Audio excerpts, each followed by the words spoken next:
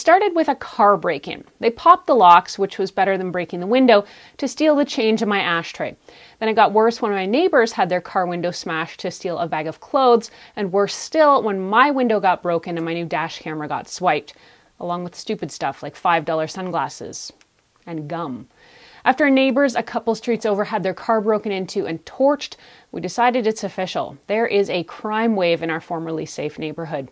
Time to increase security.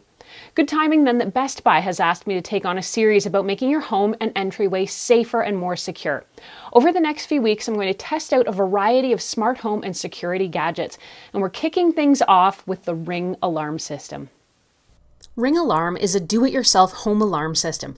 It comes with several components. There's an alarm base station, a wireless keypad, a motion sensor, and a door or window or what's called a contact sensor.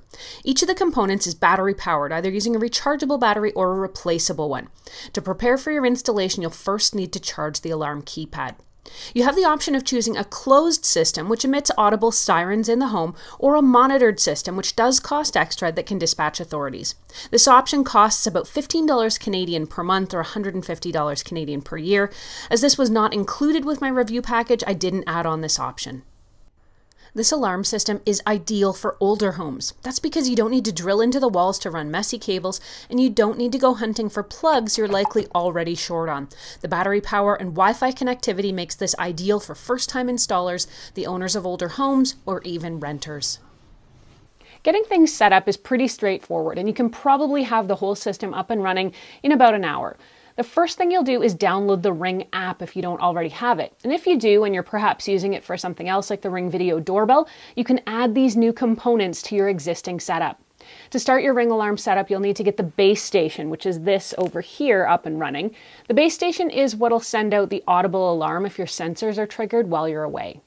Here's how to do it. Plug in the base station, then push the pairing button on top and follow the instructions in the app. The app will look for the base station, and when it finds it, as mine did easily, you'll be prompted to choose how to connect. There's a hardwired Ethernet option or Wi-Fi, which is what I chose. This was ready to go in a couple of minutes. Now you can go ahead and add your security accessories like the alarm keypad, the contact sensors, and the motion detector. The instruction manual will tell you to remove the film covering the back of each battery, and when I did, it seemed like the app recognized the devices immediately, because when I went to try and get them set up inside the app specifically, the app told me they were already recognized. You'll want the motion sensor to be installed somewhere it can detect unusual motion, but not somewhere it might pick up the movements of pets wandering around the house, for example. You can set it on a shelf or screw it into the wall. Installing the door sensor is also easy. Just attach the sensor to your door using the included brackets and screws, then attach the magnet onto the door frame. This one will also be up and running in minutes. Next, I opted to get the keypad rolling. As I said, you first need to charge it up using the included cable and plug so the battery's full. When it's ready, you can keep it handy using the included bracket somewhere near your main door. Very conveniently, you can also carry the alarm keypad around as if it were a remote control. So if you leave using a different door, the back door for example, you can leave your keypad there so it's easy to get to when you come back in using that same door. You can also keep it beside the bed here so that you can activate the panic button setting if you need to. With the keypad fully charged, you can go into the Ring app, select Add Device, and the app is going to take care of the rest. You'll need to choose a security code number for yourself and any other family members who are going to use the system. Using the Ring alarm, it's possible to add guest codes for visitors or workers who may need access to the house. To do it, just go to the Users section inside the Ring app and add them. You'll get peace of mind knowing you'll always be able to see exactly who's coming and going. You can also revoke this access at any time. To turn the alarm on, first enter your access code, then press away or home. To disarm it with the keypad, enter your access code and then press the disarm button, which is a giant X. You can also arm and disarm the system inside the Ring app by tapping on the mode of your choice. You can adjust the amount of time the alarm takes to arm before you exit the house.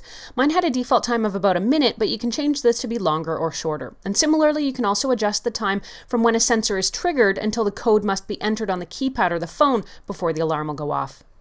So what happens when the Ring alarm goes off? When my alarm goes off, it takes about 45 seconds before the lights and siren begin to sound. One of the things I like about this system is that not only will the base station start making noise, but so will the alarm panel near the door. The nice thing about that is you get sound emanating from all over the house, which might help frighten off an intruder. You'll also get either push notifications to your phone or emails, depending on the options you've chosen, both when the alarm is first tripped and then when it actually goes off. These alerts will go to any of the users on your account, and if you have the monitoring option, that's when your phone should start to ring with someone checking up on you. With no monitoring options, you're on your own. The siren's volumes are adjustable, but they're not super loud. They will definitely be noticeable inside the house, but they're not likely to rouse your neighbors.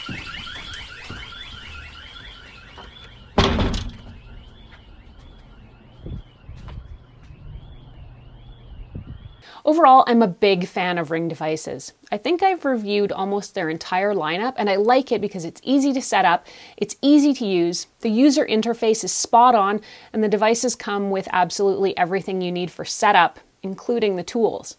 If I have any complaints about the system, it might be that the audible alarms, when they do go off, are not super loud. I think they'd be noticeable and hopefully drive away anyone who's inside your house, but in terms of the neighbors being able to hear them, I think that's highly unlikely. In short though, if you're looking for an inexpensive way to keep tabs on your home, cottage, garage, and more, you won't be sorry about choosing a Ring alarm. If you want to read more, head over to blog.bestbuy.ca where we've got a full blog and you can post any questions you have either there or, as always, here on the YouTube channel. If you liked this video and found it helpful, please hit that like button and consider subscribing, since it does help us keep making more videos that we hope everyone out there can watch, enjoy, and learn from.